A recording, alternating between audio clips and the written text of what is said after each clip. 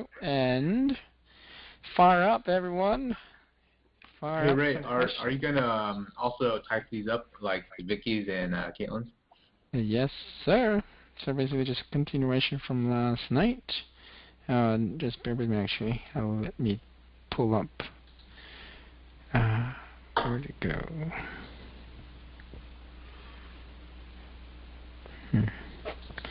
Sorry guys, I just let me find that document. Okay, there you go.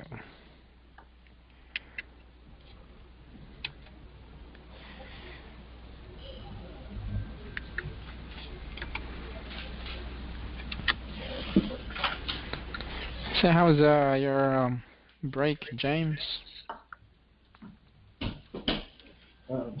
Sorry. What break? I was traveling. The only break I really got was on the airplane. Gotcha. Yeah. Then how was your break in the airplane? Yeah, that was good. It was a good solid 12 hours of nothing I could do about anything. So awesome. Relaxing, read. I actually, because I had to read really fast Reminiscences of a Stock Operator and Trading in the Zone, which I never was able to finish. So I actually brought both of those to Europe and reread and took notes on all of that stuff. And man, they're great books. So I have actually also ordered Jekyll Island. Excellent. Book. So that's my next read, and I enjoy it. But Reminiscences of a Stock Operator, I could definitely read over and over and over again. It's fantastic. Beautiful. Sounds good. Yeah. Alrighty. So I'm all set to rock and roll my end. And who wants to go first? Let's fire it up. Right, so who wants to go first? And the people are curious. They want to ask questions. Okay. So should I just do an overview or just let people answer? Your choice. What do you guys want to do? Do you want James to do an overview, or you just want to fire up some questions for those? Overview sounds good. Okay. Overview. All right. Do you want me to pass the presentation to you? Okay. So I don't know if I need it. Just show you the chart, or? No need. I mean, I guess. Don't be shy. I mean, I guess so. I could show. Sweet. All right, here we go. I mean, see if it makes a difference.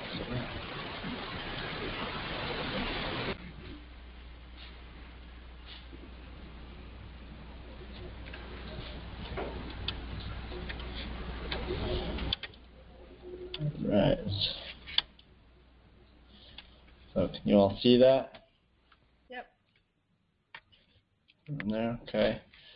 And now we're in M2 mode, so I have M2 there. I'll remove M2, go back to M3. So I just bring this one up because this was the majority of the trade that I made. And like Ray says, the less you trade, the better you'll be. So that was really my strategy. I mean, it was just to be picky and use a lot of the methodology, finding support and resistance, finding our supply and demand areas, and then if that jived with M3, then I would get in. I didn't do M3 just for the sake of it, but the big one here was the US dollar CAD, and it wasn't even that substantial really to get in down here. If you could see my arrow, the second closing below the moving averages. And then James? Yeah. Sorry, I just wanted to confirm what you stated. So in order for everyone to just fully get it once again, because to be honest, this is what I was saying to the rest of the group, that the difference between you and Vicky is you chose the trades that you wanted to trade. So can you confirm that again, based on support, resistance, supply, demand, trends, what else? So you simply chose the trades? Yeah. Was it something I told you earlier, or just restating what? Can you restate it again, please, on what you stated, so everyone could just... Oh. Yeah, for right now, you mean? Yes, please. Yeah. So, and that is that, there's a simple entry trigger for M3, but I didn't purely do the entry trigger of just 2 closing below or above, but instead I made sure that it matched the support and resistance levels, the trend levels, making sure that if it's in a downtrend, that is the only way I would take it. If it's short, and if it's in an uptrend, only take it to go up. So using the very basics that we learned in the beginning was really important for any trade that I was willing to accept. And I even figured if I go maximum in at 10% for 3 trades, was pretty much my goal, to have 3 good trades, that would be enough for me for feeling like I was successful, whether or not I won the competition. So it wasn't really my intention to win, it was just my intention to feel good about the trades I entered and not have to put up the psychology of a loss. But so I'll just keep rolling with this, and just to say that I did take one big loss, which I would have had a much greater return if I didn't do the US dollar yen pair, and the dollar yen went against me, and I know why.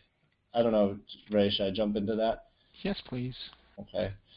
So this was really interesting because it was right here. This, as you can see, the dollar yen does not really have a very clear trend line one way or the other. And it makes some higher highs, but nonetheless, this was in an uptrend, and I figured it was still going to go up again to make perhaps another higher high. So I went long right about here when it closed second candle. I think it was actually this one. Yeah, it was this one. I thought a little correction, and then it would keep going. Whoops, excuse me. And so I did that, but then you can see what happened. It just didn't want to. And the reason was, and the learning lesson that I got from that is there is not a clear trend. And I feel much more comfortable in a situation where the trend is clear. And in the dollar CAD, the trend was just forming. It's not exactly a clear trend, but you still have the feeling like it was a very strong downtrend and a little correction, and then we're back into a downtrend. So I felt more confident in that trade. The dollar yen was not with me, and I felt it when I put in the trade. But I said, well, it's within the methodology, 2 closing above. I'll give it a try. So the psychology I used is really that I enjoy my losing trades as much as I enjoy my winning trades. I have to say, I was just tickled and excited about losing the money in the dollar yen, because I learned a lesson that when I wouldn't have necessarily internalized that information if I hadn't had a substantial loss on it. So I put in the maximum what I could for 10% of my account, and so I lost all of that. With I of course had a stop loss, but all 3 trades hit my stops. So, but it was good, because then now I know what to look for. I know what to feel confident about, and my trades ever since have been pretty good too. And what was that then, please, James, in terms of the lesson that you got out from the dollar yen? Yeah. So the biggest lesson is stay out of yen pairs. Actually, right now, I just like Jesse Jonathan will say all the time, read the tape, and if you don't feel good about it, either stay out or get out. And I don't feel very good about the yen pairs in general. I'm actually watching the CAD yen right now. I guess you'd call it hawkish, but I still don't really like these yen pairs. But look at this CAD yen. You've had quite a bit of volatility, a substantial downswing, but then it's been flat, and now it's really flat. And it's going to be interesting if it'll go one way or the other. but because there's no clear trend, I don't think that it's really my style to trade. I'd rather be a trend trader. Yeah. Interesting actually you said that, because probably Caitlin will say the same, that when it's a sideways movement, to stay out.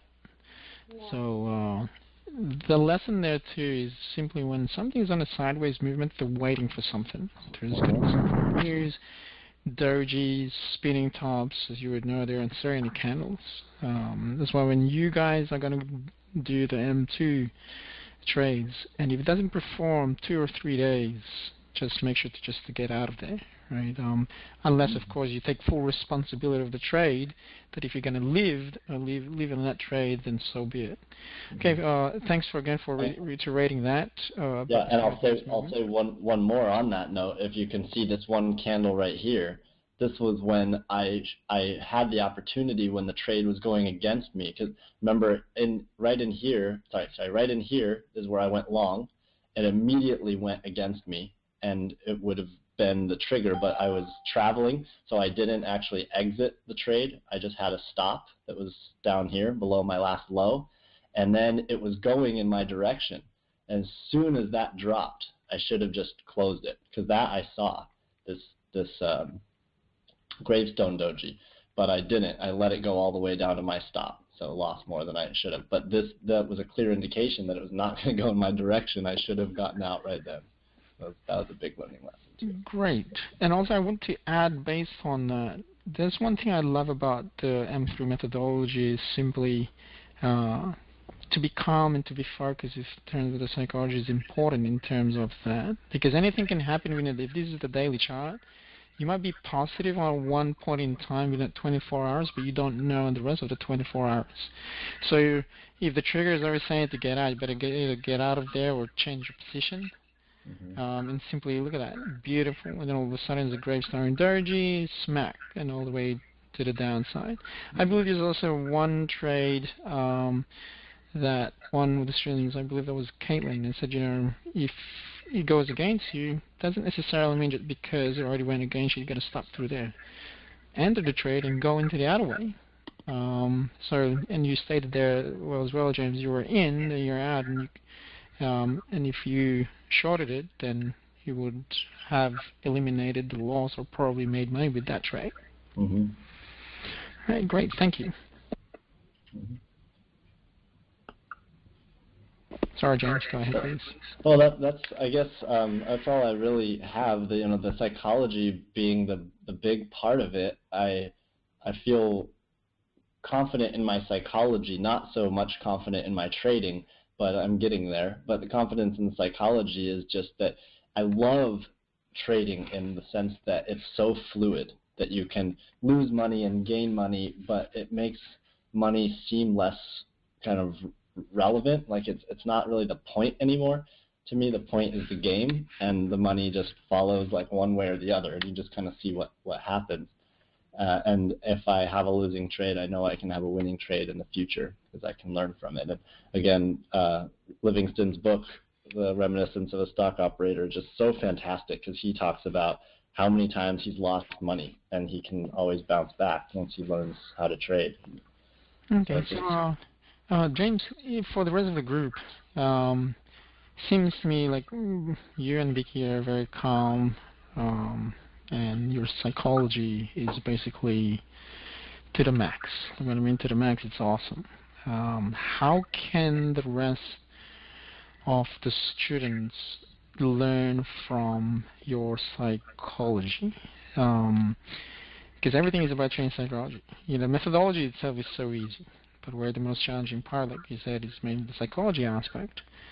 So what strategies did you use then in terms for you to maintain the psychology aspect? You said you love trading because of its fluidity, it's fluid, you love the game, you love losing, likewise same as you love winning because you learn something from that.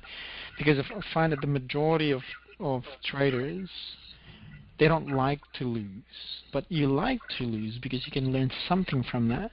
So if there's one thing that you can give advice or recommendation to the rest of the group on today, how can you have, the same psychology, or the psychology that they can basically learn from you? And I would say that narrowing it down to one concept is there's always going to be more trades. So no matter what the outcome of the current trade is, should in no way affect your future trading, because there's always going to be others. And even though there's rhymes that happen in these patterns, there's nothing that's repeating. It's always going to be different stories. So you can't really take the troubles or the successes from your previous trades into what is now, the present, and there's always going to be more present times. So that fluidity, that psychology is what I would recommend the most. So in other words, always to be in the moment of now? Mm-hmm. Yep, it's easy. It's easy and fun when you do it like that. There's no attachment to whether or not it's going your way or not. If you feel like it's you and the tape are one, then you're in the now. Yeah, you're in the moment, and that's when you should be trading. If you don't feel that, you should just stay out and wait for that feeling to come. So being patient. Mm-hmm. Right. It's actually really great to hear. It's giving me, what do you call it? My hair standing up, because it's true, right? In terms of what James is basically stating and explaining to everyone. All right. So questions now from the group.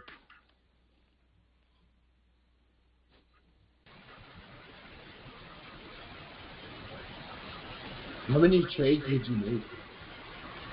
Sorry? Repeat that question.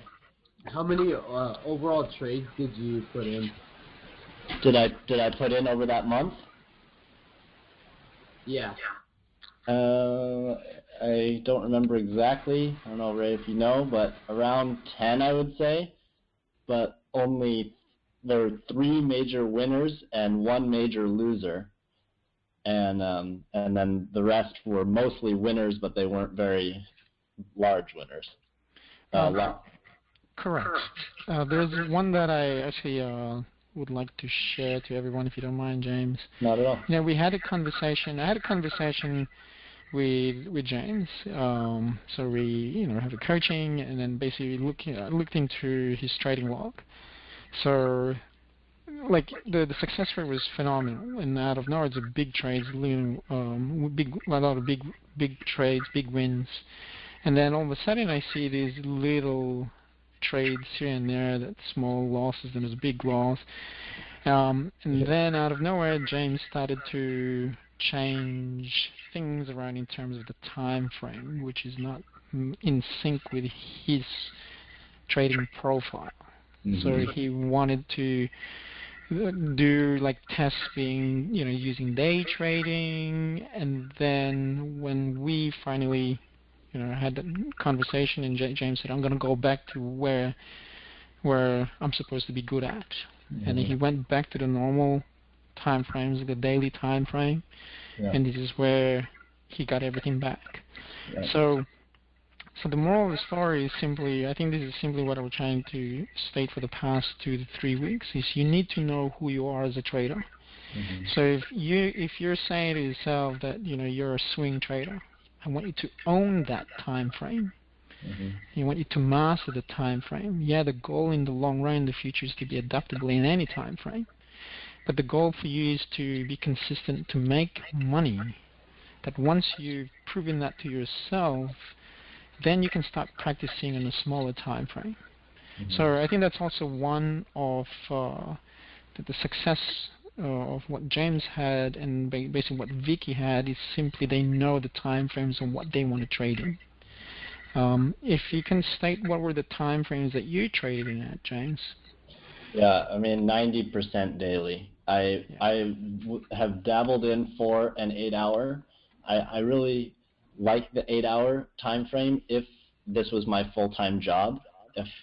Even if you think about it, if it's my full-time job, it's still 8 hours between candle closing, and that is a comfortable time. It's a little bit faster paced than a daily. I don't have to be quite as patient see the results or to find a good trade to enter, but it's not so fast that every time I look at my computer, something has happened and changed, and I kind of like being able to follow it one step at a time. So I did a few 8-hour, and I like that, and I know the methodology for M3 on the 4-hour is kind of a sweet spot, but even the 4-hour was too fast for me because I wasn't near a computer often enough to really look at it. And again, even if I was, 8 hours, much more comfortable. I have the 1 hour on here just to look at potential entry times, but I don't trade on the 1 hour ever. And like Ray was saying, the 5 minute, I tried to do the 5 minute during news times and to use the M3 methodology with a news report that comes out and then take the momentum on top of the M3, and that never worked out for me. And it was just really frustrating, and it's not something that I'll probably ever go back to attempting again. I mean, maybe someday, but I doubt it. So long story short, the daily was 90% of it, and that's way more comfortable. As I look at it once a day, I can make sure that it's basically still in the criteria, and then if it is, great. If it's not, I can exit if I haven't already reached my limit, and then I can find other trades to enter once a day. It's much easier, much smoother. The fact that I have to wait and I have to feel like I must be patient actually turns out to be a blessing when days go by and you don't have so much anticipation of like what's going to happen next. It's just smooth and relaxing, so to speak, and then it's just one day at a time. And as the days go by, it's amazing. I've been finding, a month went by for me really quickly, actually. So 30 time periods on a daily chart with the number of pairs that I'm looking at, that's plenty to keep track of. James? Yeah. Yeah, Julian is. I just want to ask, how frequently do you check your trades? Yeah, my goal is once a day, and then if I can do it on another occasion, like halfway through the day, I would enjoy that. But there were a couple trades that were successful that I didn't look at for 2 days. Because if I know that I'm traveling and I'm not going to be able to look at it, I'm not in front of a computer, I can put in a stop and limit, and it's just sticking to the plan anyway. And when I do that, I keep my limit low. And basically my goal is like 30 pips on a daily, which is usually really easy to reach. But 30 pips to me is a lot. And it turns out when you take your money and run at 30 pips, 30 pips, 30 pips, 30 pips, that's a lot of successes, and it adds up to a lot really quickly. If I start losing 10 pips here and there, then it really eats into that. So, but yeah, I would say once a day. And when I was in Europe for most of this last month, so that's 11 p.m., which is a great time after I've been out all day, working and seeing the city and having dinner, and then come home and just before bed, really, 11 p.m. in Europe. So in other words, you had a lot of freedom, the time to do what you want to do, and then all you had to do is just be in with that one time to be at 11 p.m. to check your trades, and you're done. Right, and that was also good because everybody else was asleep, and I could be just me in the market. I have noticed several times where I feel like, I can just look at the M3 and see, is it in the criteria? Okay, great, enter, and just be done with it. But those trades were the ones I usually lost. Even though it doesn't take very much time to find a trade, it took a lot of, if I will call it lack of a better word, a lot of energy. Like I wanted to immerse myself in that currency pair for a while and, again, become one with it before I enter. It would start to feel right or not. And then some of them would meet the criteria of M3, but I still wouldn't get in. And so that it made me more selective. And that was really important. So even though, you can see your M3 trade as meeting the criteria within 5 seconds, I still was taking 20 minutes. not overthinking it, more like meditating, I guess. And it was really helpful to me to feel like I I was making the right decision. Excellent. I think you hit it there once again. You hear it over and over from you, from Vicky, from Caitlin, is the consistency to take profits, right? So it shows once again the success rate will increase by taking profits. So you had a plan, you had a goal of how much you're gonna take, and then you just take it. And like what you said, if you keep taking it, they'll all add up. Mm-hmm. Awesome. Okay, great. Thank you. Nice question there, Julie. Right. Next question, please. I have a quick question. I know yesterday Vicky was talking about the news and how it affected her trades. Based on the news, where do you determine your stops? And do you place a target point, or do you just let it ride if the news goes your way? Yeah, no. I have been consistently having a target point, and the target is 30 pips usually, but if I'm able to look at it more often than once a day, I sometimes have moved my limit. If, again, sitting with the market looks like that's going to be fine to move it, then I'll only move it in 10 pip increments. And I've only done that once or twice. Usually I just stick to my plan, and there will be three limits with 30 pips, and then maybe another 10 pips. And my stop, I've actually, again, some of the other losers I've had, the stop was too tight. What I don't know, Ray, what your thoughts are, but I'll just say honestly how I've been feeling is that I prefer my stop to be loose, because if I know where the market is basically going, I have semi-frequently been stopped out early, even though it went in my direction, just because there's some volatility and the market is erratic. So if that 2-to-1 ratio of stop to limit does not at all work for me. In fact, I kind of do the opposite almost. I find that my limit is close and my stop is far, but big but, my analysis is in depth before I do that. No, I totally agree with you, because for M3s, I actually don't have any stops. My stop is the 2 out. Remember one of the sessions we've done based on risk management about reward, risk, probability, trends, and measuring those? This equates to position size. Since M3s, you are getting at the last basically segment of the trade. You're only getting that small portion or the piece of that pie. Since moving averages, they are a moving average. It has a 50-50 chance. It's only giving you a high probabilities because of the second candle, the close of the candle, confirming that there could be a possible change of trend. So that being said, or continuation of the trend. So that being said, if the stop is way too wide and I'm using a 2 out rule, my position size will decrease significantly. I don't put a lot when it comes to an M3. It gives me more room in order for the stop loss to be too loose. Because in the past I did the same.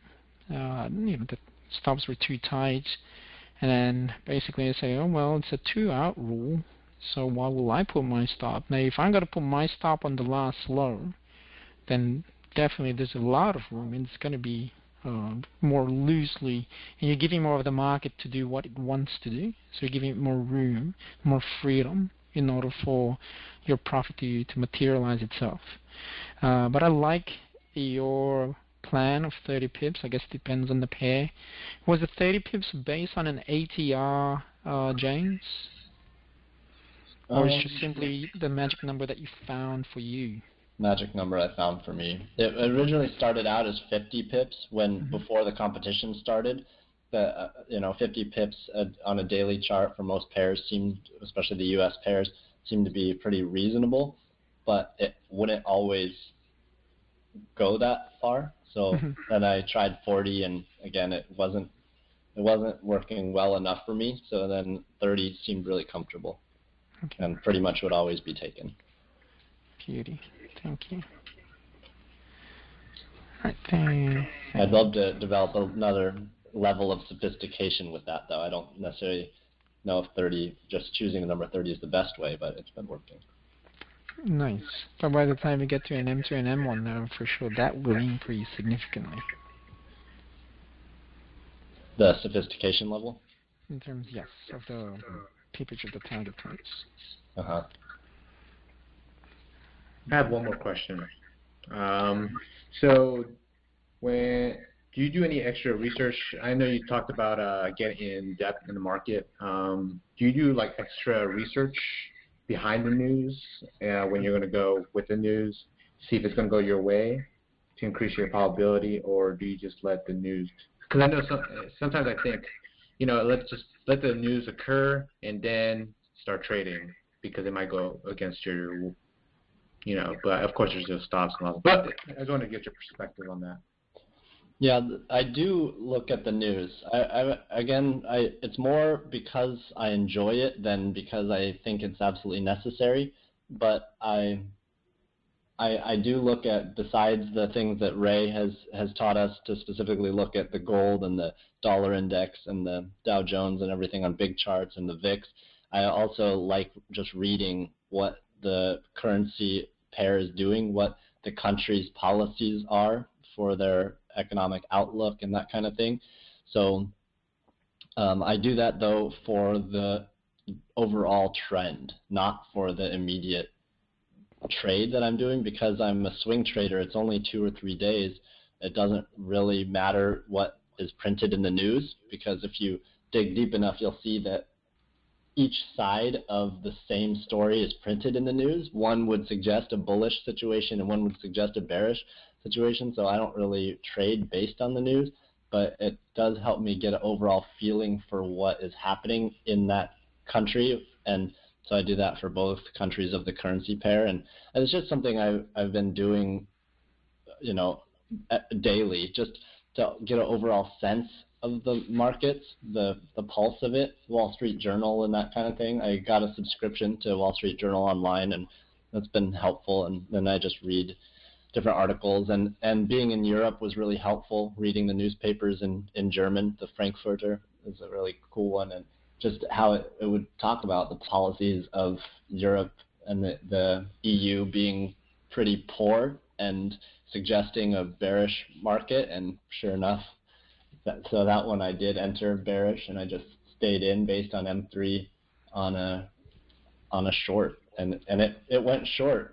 But the market is strong enough that it's kind of bouncing back again. But I mean, if you've been watching the euro, I don't know how many other people have made money on a euro-dollar pair. Mm-hmm. Sure. I think you hit that.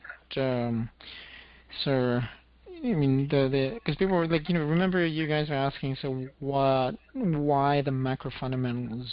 What is it used for?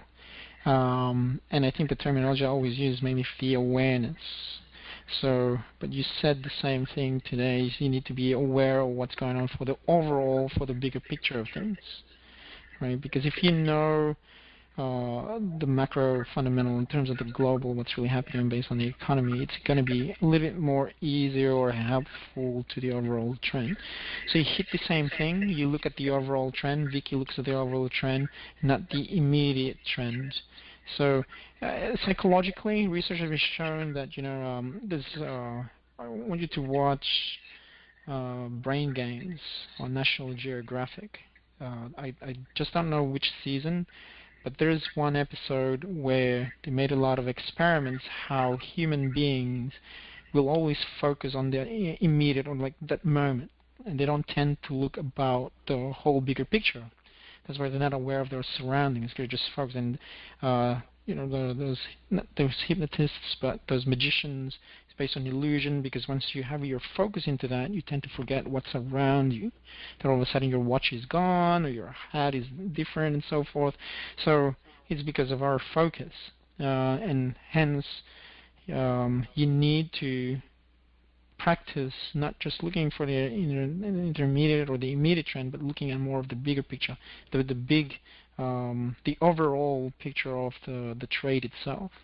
And I think you said the same thing. It might be a correction of the overall picture. So you and Vicky had the same the way how you look at the trends. Caitlin was also the same at one point. Then all of a sudden, bam!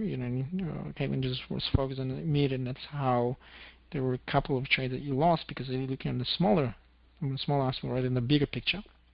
All right, great, beauty. Next question.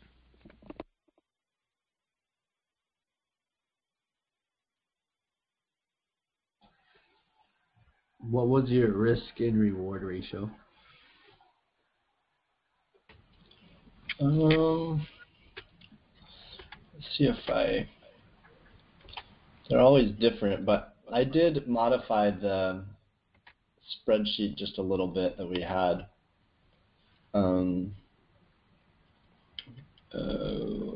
Where was it? That's where I should put it. I think it's still in homework. Yeah. My checklist. I'll just do, this is one I submitted.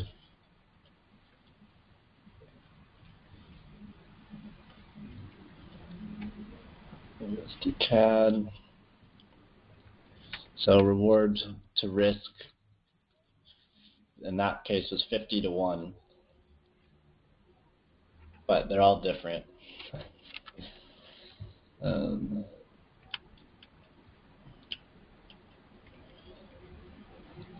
This one, the actual reward to risk was only 7 to 1. So it really just depended on the pair and the situation and the criteria and where my stop was in relationship to how many positions, how many targets I put in, and how far they were. I believe for M3s it's a little bit more challenging to quantify the reward to risk, because if your risk is too tight, you get taken out.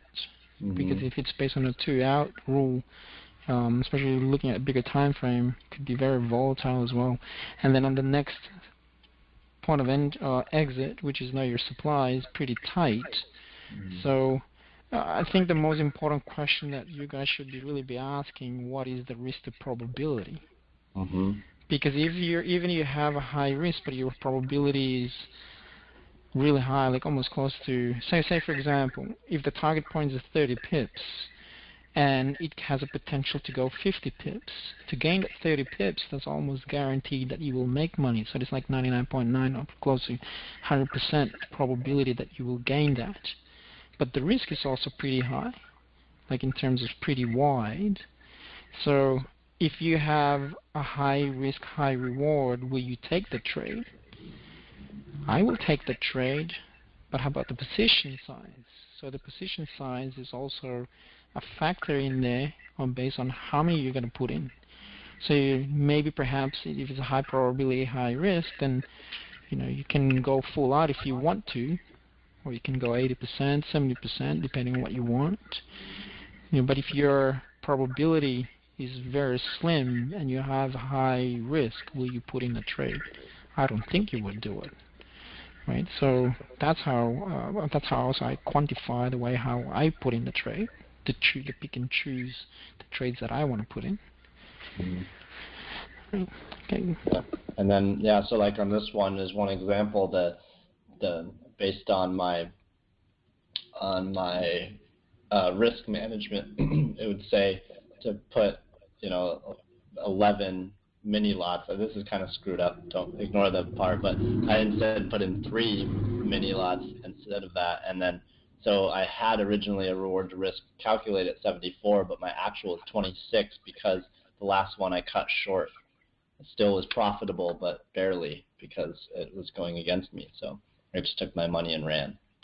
But still was a decent reward to risk, and yeah, Ray is exactly right. We should be calculating reward to probability, even though the probability is hard to calculate completely objectively. But when we did the exercise in class where all of us would collectively analyze the probability given certain situations, then it becomes more objective because it's sort of a vote of everybody's collective understanding. And I should really put that chart in here in Excel and use those numbers to calculate my reward to probability ratio. I think that's a great idea. And looking at the profit maximizing strategies, that I believe that's what the big profits came is through trailing and leaving your trades, because Vicky's the same. She just left. She was doing trailing T1, T2, T3, and they just let it ride. And similar to what you stated, if you don't really want to feel good about it, basically you get out, even though it's $1.70. I do the same. There's no difference. Sweet.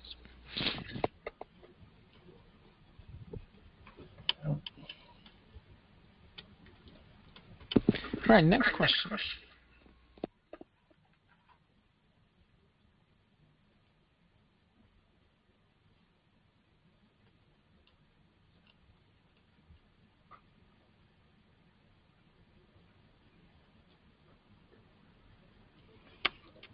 Anybody else? Thoughts also would be welcome.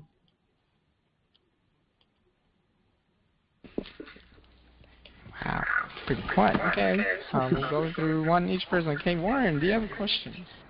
Yes. How do you define the risk? I heard that you say there's the 50 to 1.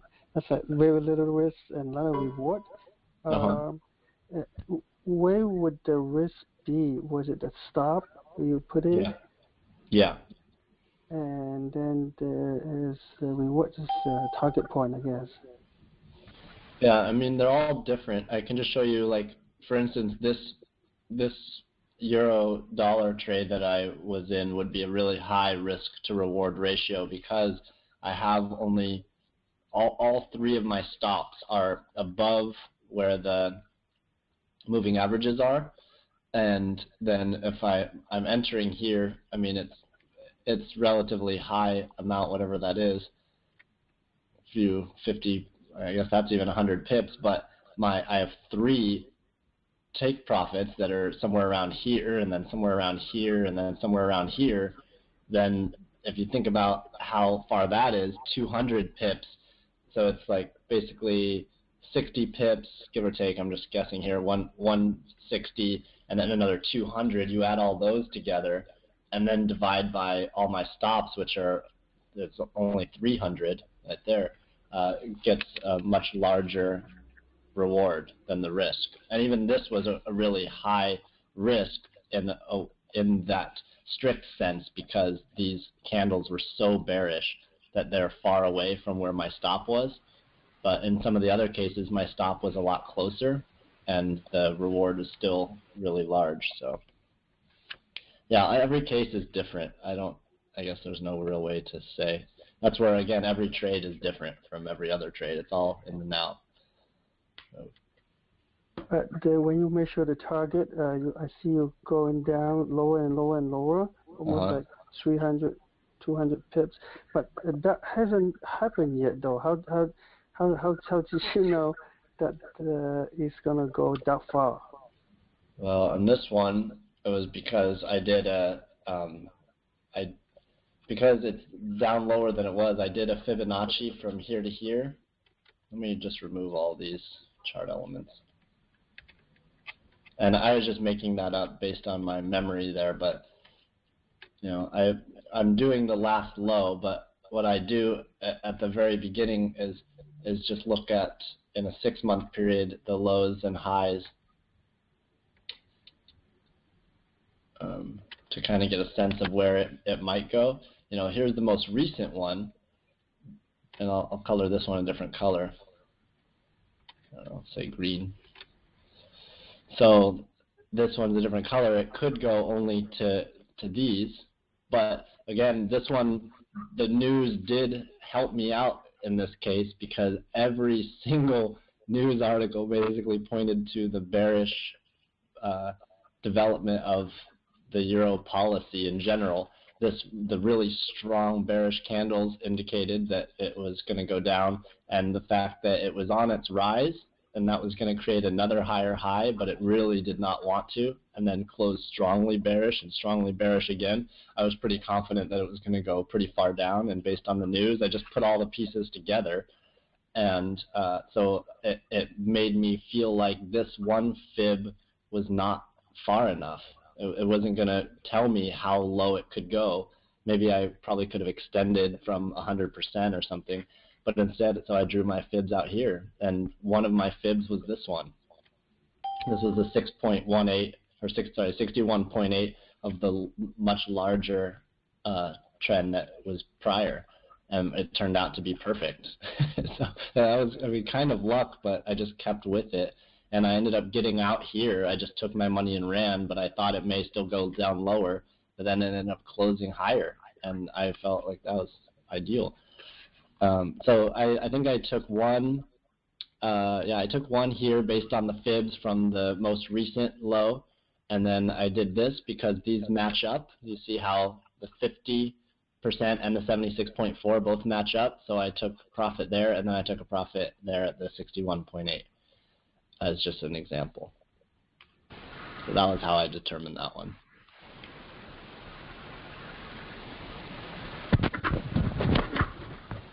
Thank you. All right. Nice question. Lisa, do you have any questions?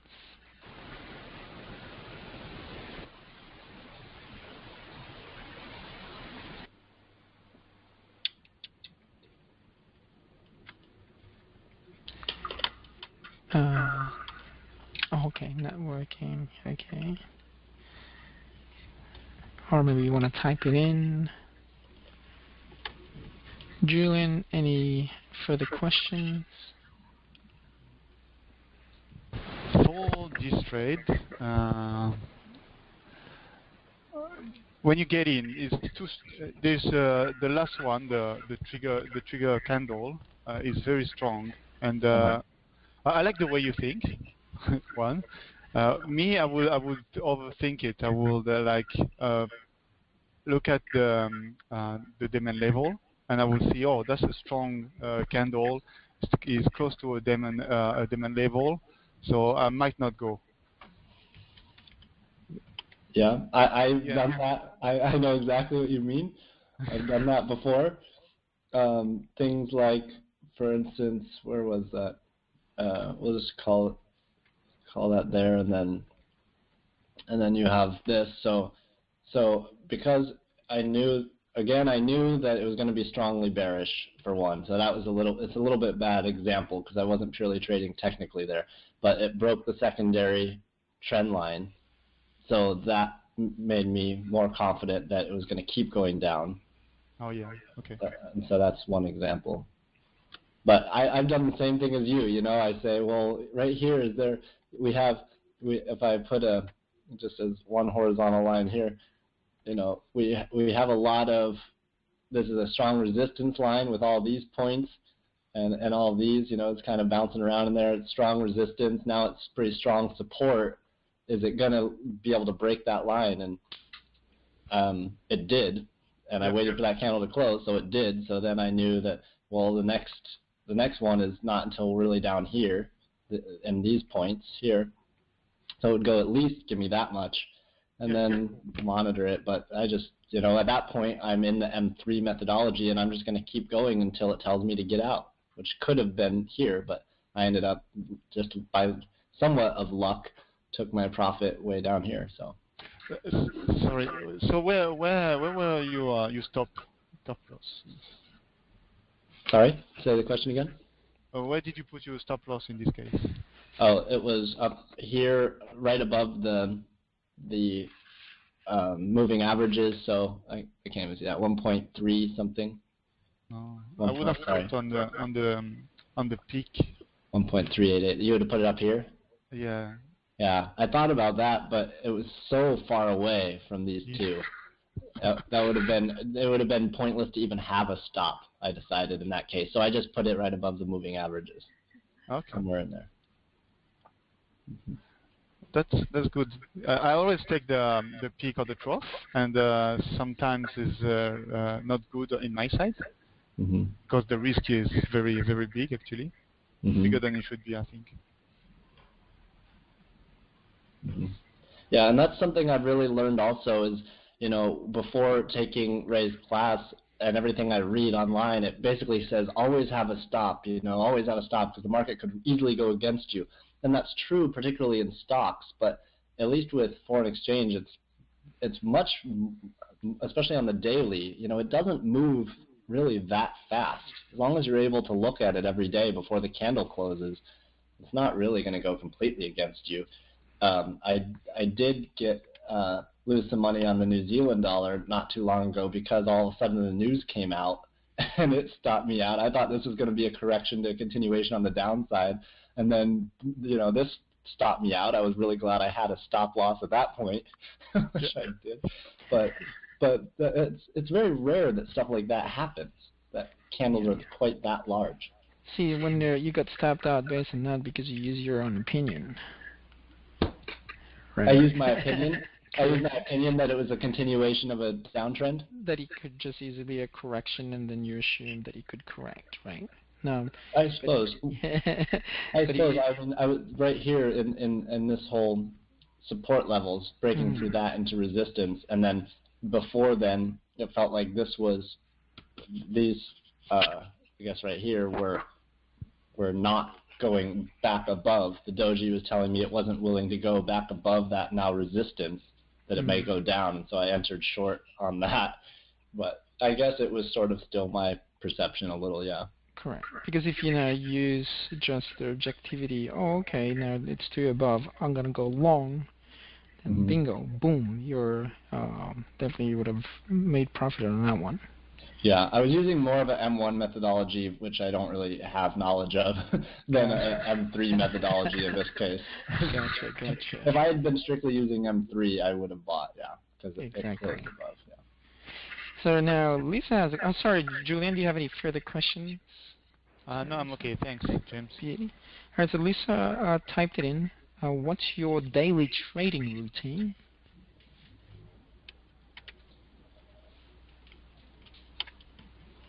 Sentiment was really bearish for the euro since last April. What's your daily trading routine? Well, I mean, I kind of went through it. That I take what time I can to be with the first few pairs. I was going to the Japanese yen right now. I'm just focusing on this euro, the pound, the New Zealand, and the CAD and the Swiss franc against the dollar. And so I just go through those pairs and I draw all my lines each time. I redo the support and resistance and supply and demand areas, and I redraw trend lines for the tertiary and et cetera trend lines, and it gives me a sense of the market, and then I sit silently with it for a while. I just kind of analyze, I kind of imagine what the people are thinking that are putting in trades, why this doji ended up happening, why for example, why this didn't want to go higher, and why there are two dojis in a row, and I just think through my mind of scenarios, and I find myself smiling a lot when I am kind of thinking about all the people out there who are trading, millions of people all over the world, and then I decide to enter a trade if I feel good about it or I don't. And so I don't go through them quickly. I'll sit with the euro-dollar pair for quite a while and decide if I want to trade it or not, and then I independently go through the British pound dollar pair, which, by the way, I have not been trading. I don't like the pound dollar very much right now. It's just kind of erratic and not really that fun. For some reason, it's just been someone I've been staying out of. But, when I feel good about it, I'll enter when it fits the criteria, whatever methodology. Now I'm looking specifically for M2 trades, I haven't found one yet since the start of the competition, and I'm just patiently waiting until one good one arises, and that's really my only routine. And then I'll go through. I mean, I'm every day at some point during the day, not necessarily when I sit down to trade. I go through the news. I can show you I think I've shown you this before, but I go to this one every time, the government bond yields for different countries.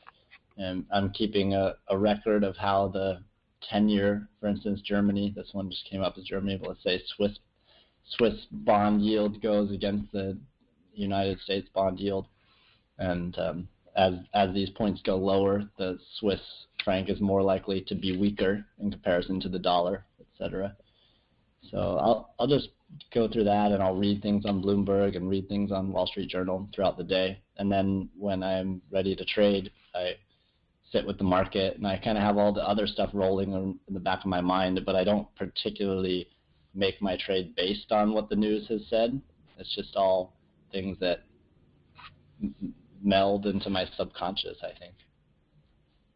I don't know if that's the best way or not, but it's just been seeming to work. It feels comfortable then, it feels like I'm no longer a human thinking about the market. I am the price changing with the human's influence. Excellent. So you mentioned when you start to the advance and start part of the curriculum is teaching, and you got to be there day in, day out. Oh my God. Very nice. Any further questions?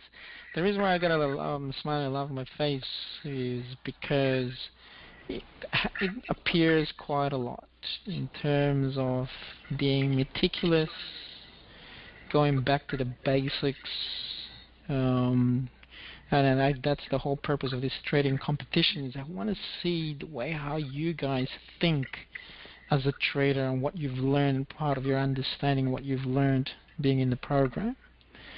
So, going back to the basics, putting your, identifying your support and resistance, your supply and demand, your trends, the macro fundamentals, how they affect.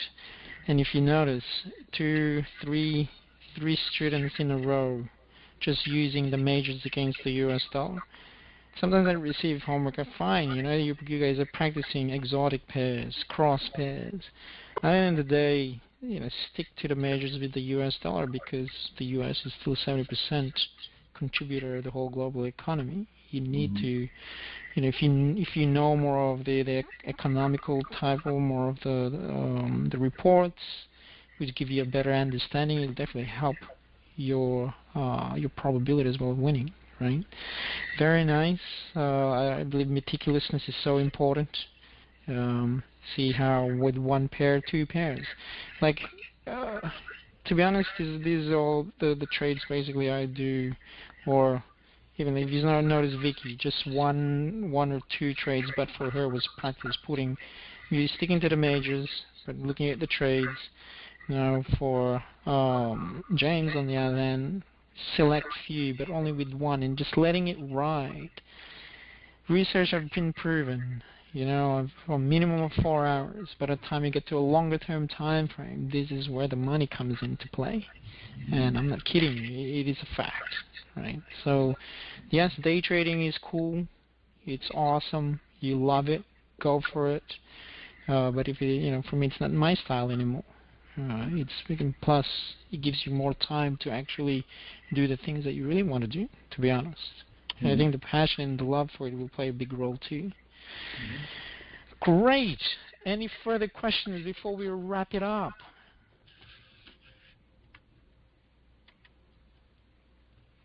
Magic Mike, Caitlin, Jason? I'm good right now. Warren, Lisa, any further questions? Nothing. Who found that helpful today? So, pretty much 2 roundtables in a row, right? Seeing different perspectives from different traders, right? So, it's a really good. I love to see it. Actually, it's really really fun. Well, and I definitely enjoyed it.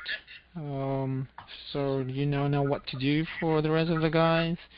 Wish you guys luck for this month's trading comp.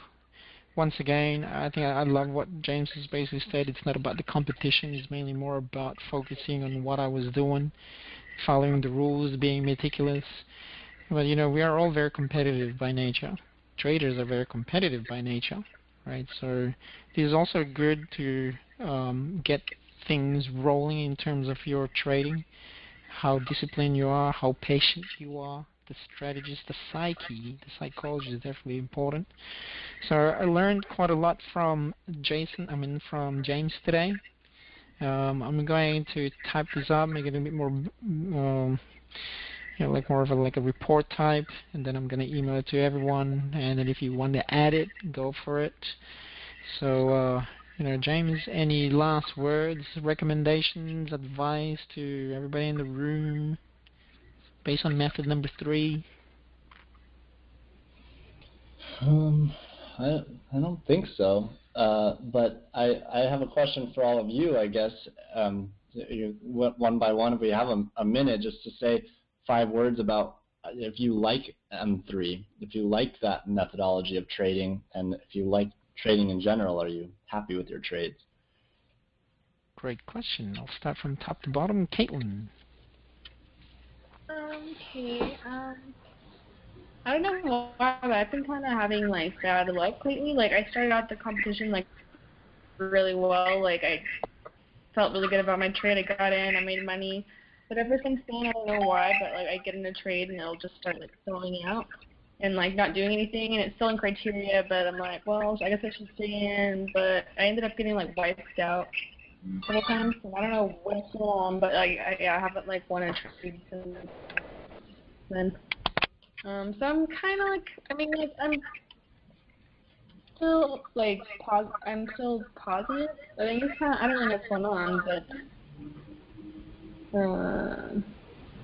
I don't know. I think the market has been acting kind of weird. I think maybe I don't want to blame the market or anything, but I think I just need to only get in trades that I feel good about, like you were saying. That kind of stuck with me. I think just waiting for that trade that you feel good about and getting in instead of talking yourself into getting in a trade just for the sake of getting in a trade, you know what I mean? So I think I'm gonna start trying to do that from now on. See how it goes. Nice. Beautiful. Mr. Cool Guy, Jeffrey. I haven't done the M3 method. I just learned it, but so far I'm enjoying the trade, and I just opened a live account, so we'll find out this month how I do with the M2. But as far as I know, learning, especially the whole patience part, and not rushing just to get inside a trade, that definitely is something I learned and grasped from today. Because I always feel I got to practice, might as well get in the trade and do something. But now that I see you guys actually being consistent and actually just picking your right trades that you guys are comfortable with, not just going in, but doing the whole methodology and doing all the technical analysis and doing your macro and microeconomics or macro research and basing everything together and winning. That's what I got from today. Awesome. Beautiful. Thank you. Jason. Yeah, same thing as Jeff. I haven't really learned M3s yet. I'm still trying to get the hang of M2s, but I learned a lot in this session, and I'm excited for trading. So I'm excited. Very nice. Thank you, Jason. Mike. I haven't done the N3 methods, but look forward to this competition. Nice. And how about trading in general? Do you enjoy trading? Oh yeah, it's good, man. Nice. Warren? Yes, I think M3 plays one of the role that I can use. Nice. And do you enjoy trading? Yes, definitely. Nice. Lisa, I know your mic's not working. You can type it in. Oh, guess what? No, Lisa, sorry, Vicky's here. Nice. Dislike M3 Hi, too everyone. expensive, not economical enough. Right, so yeah, Vicky's here, and Lisa wanted to ask a question, or just actually was wondering where you were. And I know Vicky, you have some questions as well for James.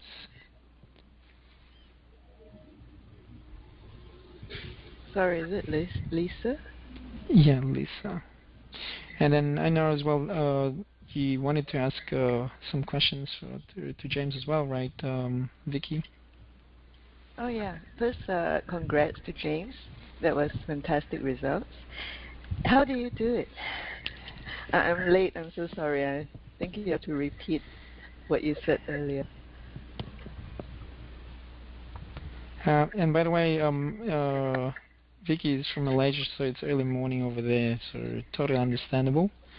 And yes, didn't tell James, hey, congratulations, and congrats to James.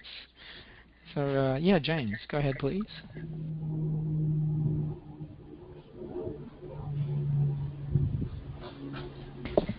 Hello, James. Yeah, I'm here. I like it. Hello? Yeah, hello, James. Yeah, Vicky had a question. Mm-hmm. Yeah. So yeah, can you repeat again, please, Vicky? Oh yeah, James, congratulations. That was fantastic results. Thank Just you. wondering what's your strategy?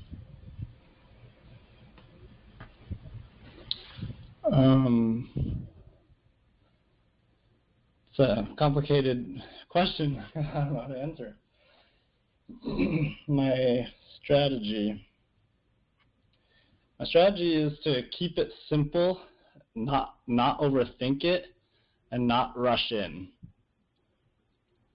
I think that's all I can really say about it. I mean, for the M3, besides the strategy that I think Ray did a great job of laying out for us in terms of the mechanics of the trade, then the rest of the strategy is all emotional and mental. And I know that when I had losing trades, it was because I rushed in or tried to make something work that clearly wasn't going to work.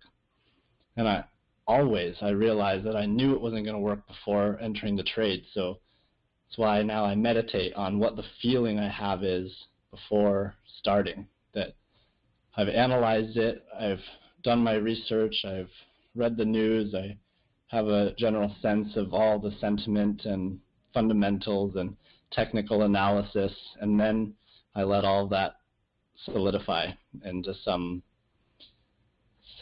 tangible way and get the subconscious mind wrapped around deciding how that trade is going to go, imagining the future and how I'm going to feel about it. And if I really feel like it all fits, then I go for it. If I don't, I have no regrets in just staying out and waiting for the next one. So were your trades, were your results consisting of like many trades with smaller profits, or like a few trades with very big profits? I would say a few trades with big profits, but I had several trades with small profits that I think added up. But I will say that probably all of my trades with small profits equaled the one trade I had with a major loss. So if you count those as equal, then all of the profit came from 3 trades, I think only. So more, I think generally more bigger trades. And I average, concur with that one. Yeah. On average, how many trades do you do a week? I mean, more like, I think in general I do between I don't know. I still feel like I'm a little bit in the experimental stage. So there are times where I've done up to 5 trades a day, and those aren't. I don't even do a checklist for all of them. I just kind of just see what happens. This is after the competition and before the competition, and then a couple times during the competition, as Ray alluded to, I tried to momentum trade and do like certain things just for the heck of it. Should have probably done it on a different account, but it never works out as well as if I just basically focus on up to 3 trades at a time and really only do 1 trade a day. So I think generally I'll do between 7 to 10 trades a week, I'll say. Oh, same as you, Vicky. Yeah, around there, yeah. Mm-hmm. Do you go against the trend, James? No. So never? I can say pretty emphatically never. Again, it's something I've tried 2 or 3 times to. It kind of looks like, oh, there's going to be a correction, and I'll trade on the correction, and then the correction is way shorter than I thought, or it turns out to just be a doji, or I just don't feel good about it, and it's just not. It's not. There's no fundamental or sentimental analysis I can do for that. There's only a technical analysis that even is not very confirmed. So I just decided that that's not my gig. It's not worthwhile to me. Okay. So for those trades with smaller profits, how many pips do you typically take? I would say around 10, but somewhere between 5 and 15. Maybe up to 20. But there have been a couple trades that definitely felt like they were going against me. And again, I'm not sitting in front of my computer all the time, but if I sit down to my computer and the trade's going against me and I'm up by positive 2 or 3 pips, but it looks like it's not going the direction I wanted it to, I just close it. There are a few trades I've had that are 2 or 3 pips only, but some profit's better than a loss, in my opinion, when I don't feel good about it anymore. And I really, again, during those times, as much as possible, I sit and meditate with the idea of, am I going against my previous plan, or is the market going against what my previous plan was based on? And so if I feel like I'm going against myself, then I just walk away and I say, okay, I'll just stick with my plan. And usually that works pretty well, though it's gone against me a couple times in that sense too. But very, very seldom do I stay in it if it's just not feeling right. I just get out and take my money and run. And very seldom do I close a position that's negative. I usually let it hit my stop if it's negative, because the market can often turn around. If I have a plan, I feel pretty good about my plan, and I'll just go in the direction of the trend, which I'm already in the direction of the trend, so I just let it go, and then if it hits my stop, and sometimes even my stop is like 50 pips or something, there are often times I wish my stop was larger, that it was wider. If the trend is all up, then even the correction could be 50 or 70 pips, and then it'll go back in my direction. And it's very likely to go that way. If the whole trend is with me, the chances of the trend changing on an overall sense is very slim, actually. So there are definitely times I'm still working on this, and when I study with Ray a little bit more next month, I want to figure out if it's a good idea to have my stop be really far away, even if maybe it's a correction, it's going the opposite direction of what my intention is, but it is just a correction, and maybe even 100 pip correction, but then it's going to keep going with my trade. Is that reasonable? Just like Jesse Jonathan says, you're not trying to capture every single change in the market. If it's a bull market, just stick with the bulls. And if it's 100 pips against you, but you know it's going to keep going forward, I mean, I think it's reasonable to let it go 100 pips against you, and then you know that you're going to go back with the trend for the 200, 300 pip gain several days later. And that becomes, like a 14-day trade instead of a 2 or 3 day trade. But as far as I understand, that's still a swing trade for all intents and purposes. And I haven't done any of those yet. I've just let my stop get hit at somewhere around 50 pips a couple times, which hurts because then, of course, it goes in my direction anyway. So those are the kinds of things you cannot second guess yourself, and you can't necessarily learn from, because the market is always going to do what it's going to do. But if I've just kind of been, my strategy is that if I feel like the market is continually going in a direction, no matter the corrections, it shouldn't matter. I just go with the trend. And even if the trend takes me longer to complete than I thought it would, I just want to have the patience to stick with it. So what time frames do you trade? Exclusively the daily, 90% of the time, the 8-hour and the 4-hour. Okay. Not the weeklies. I haven't done that yet. I was about to bring this one up. So this is the Australian New Zealand dollar pair. Can you still see my screen? Yeah, I can. Yeah. So this is a M2 methodology here. The stochastic is down, and it's made this. It all fits the criteria, and it's in the upswing. This is the monthly chart, and the technicals support it that this didn't want to go any lower than this, and right here on this whole other side, it's as low as it's ever been. This is in 2005, but here's the beginning of the chart, so it's very unlikely for it to go lower than it's ever been, I guess, is my thought. So maybe it will go up. I still haven't entered this trade because I don't really trade the weekly and the monthly. I want to start some kind of IRA account. I'm sort of procrastinating in that, like, maybe I need to develop an account that's tax deferred and all this stuff, and I don't know, part of me thinks I should just jump in, like just trade it. I'm wasting time here. I've just lost a few pips, even though it's on a downswing now. I think it's going to keep going up. So, what did you say, Ray? What was your thought? You didn't hear it from me. I said, do it. Do it. Do the IRA. Yeah. Start an IRA and get in on the monthly. Yeah. Yeah. They're good for longer term. Yeah. Even I love all methodologies, to be honest. Mm-hmm. I love M3s. I love M2s. I love M1s, M3s. I'm very blessed that it has given me a lot of profits based on an M3 for longer terms, meaning the monthly and the weeklies. Mm-hmm. So yeah. Yeah, and that's where I'm like, well, I've been missing out on this trade. I think it's a great trade. I feel good about it, but I also think there'll be more.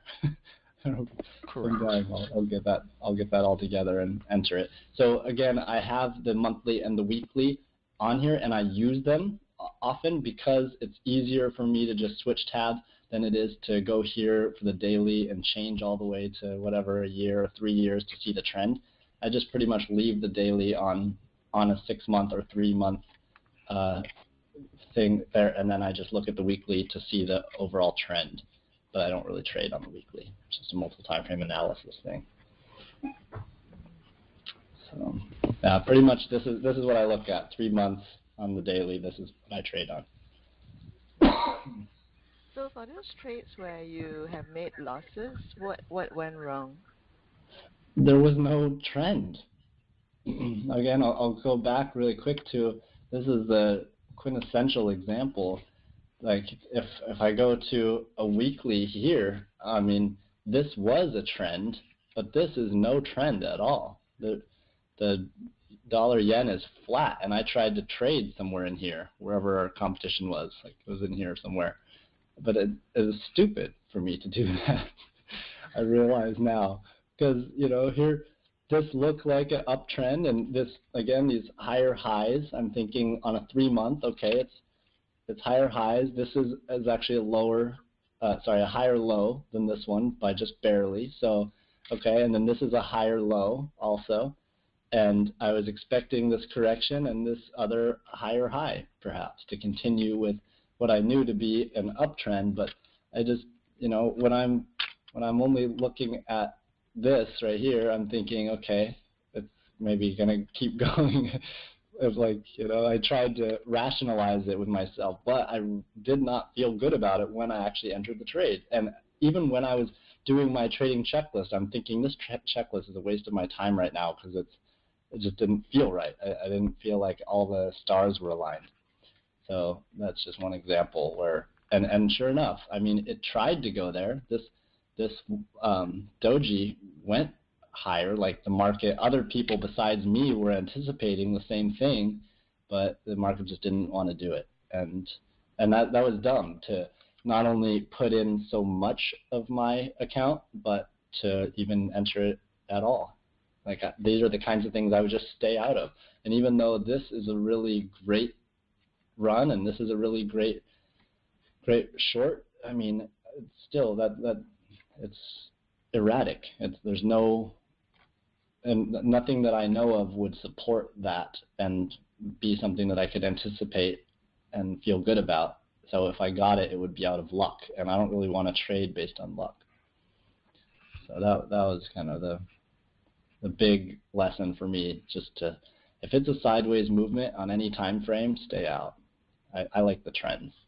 Then when the trend goes against me a little bit, I can still feel good that the trend is going to come back in my direction 90% of the time, 95% of the time.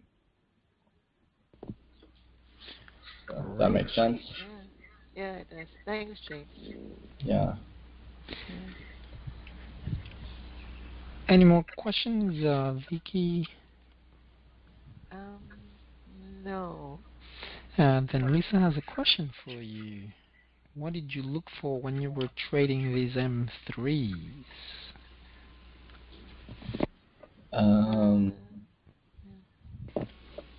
Yeah, go ahead, Vicky.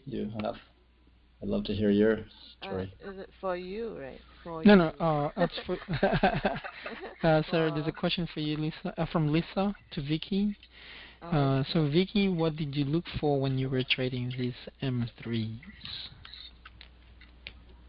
First is the signal, of course, the evidence, and then the trend, and the supply and demand, like how far away I am from supply and demand.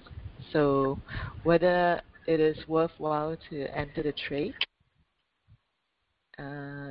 That's about it. But the trend is very important. So similar to what James stated earlier too, is the trend. And then back to basics, right? Cool. Nice. Well, this is a great session today. It's really good to hear the similarities between the psychology, the strategy. Yeah. Actually, there's. I also want to acknowledge one trader in the room, Warren. Warren is actually a really good day trader. At one point, he was the one leading the competition at the very beginning.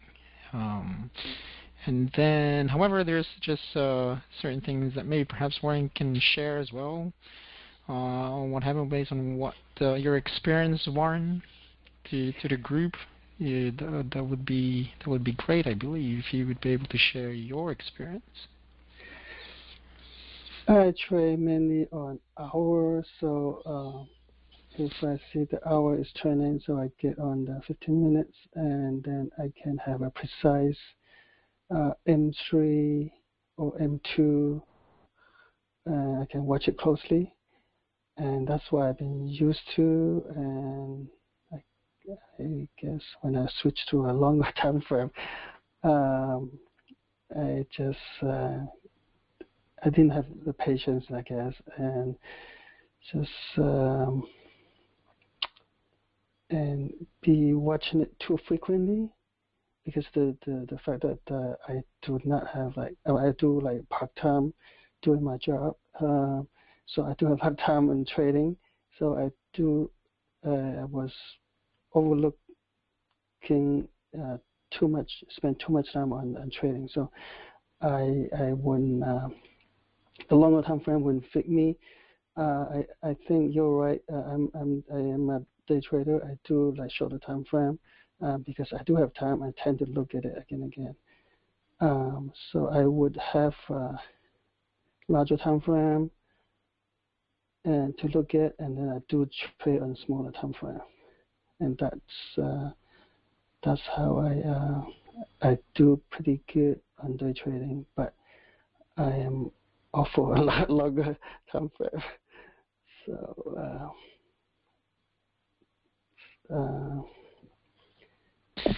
Awesome.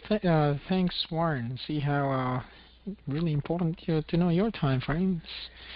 Yeah, other than that, like I said, I believe in this competition. Everybody's a great trader.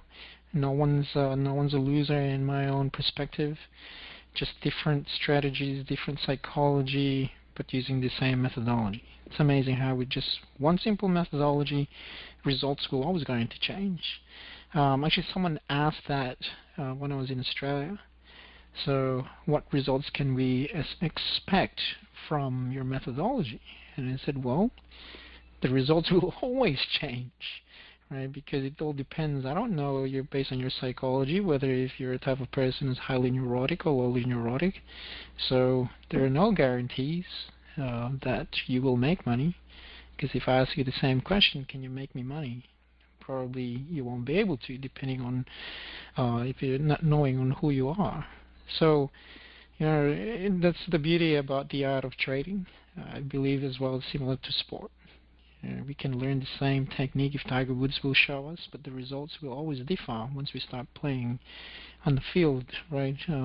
Because one, the way how you use the technique, the strategy, one, the way how you're going to use the technique. Then you have other factors like your wind, the grass, the type of the course, so the type of which are the time frames, the dynamics of the trade. Going back to basics, is why the basics is so important. Trends are so important. Supply and demand are so important, because without these, to find an entries and exits, they're easy, but without the basics, you wouldn't know where to enter, you wouldn't know when to exit. It's not just about pressing buttons. And then the regimen and the way how you guys do your trading to find your your routine. What is your routine? I believe the meticulousness is very important. Knowing your own set of rules, not just the rules of the methodology, but mainly the importance of your own set of rules is really a big factor. So I would like to thank everyone for sharing. Also, maybe Lisa, is there anything that you want to share as well based on your experience, lessons that you've learned for the whole month? I know that M3 you dislike, but what did you learn from the competition itself? From the whole month. Oh, your mic doesn't work. Then maybe you can share some other time when your mic basically works. How's that? Okay, great. That'll be good. So, thanks once again to Vicky, to especially James for your time, Vicky for your time last night, to Caitlin, thank you, Warren, thanks, and now you guys are the intermediate, heading to the advanced at one point. So, you start helping out the beginners, like Mike, Jeff, Jim especially. He needs a lot of work. Joel's getting there. I mean, most of you guys didn't touch trading before. Mainly like Jeff and Mike.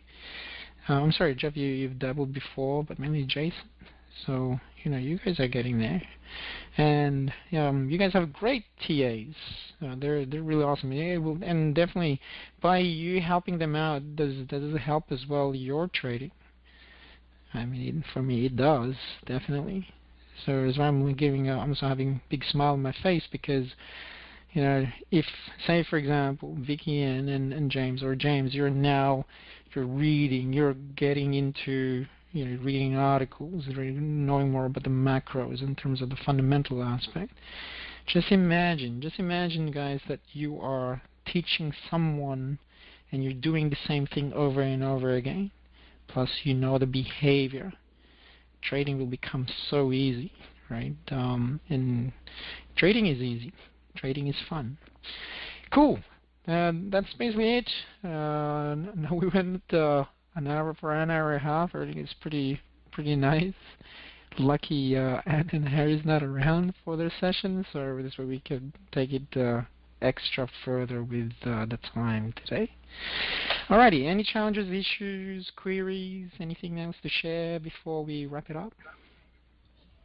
I just have one other thing to share, and that is that I really love trading and love the time spending on it, and I just want everyone out there to know I am available. My email you have, I'm sure somehow because of Ray copying me on emails, but email me anytime or call me anytime, and let's talk trading. I'm all about it. I'm here for you guys. Great. So Lisa says as well that since her mic is not working, she has a lot of stuff to share, and she's also going to probably ask more questions. Thank you, James. Thank you for the offer, for the help. So there you go, guys. Support's there. Especially M3s. People were struggling with M3s. Just it doesn't hurt to ask. Yeah. Beauty. All right. Thank you. Anything else? Going once, twice. Done. All right, guys. Enjoy the rest of your day, and I'm gonna see you guys shortly to either tonight or some other time, somewhere in the ether. Bye.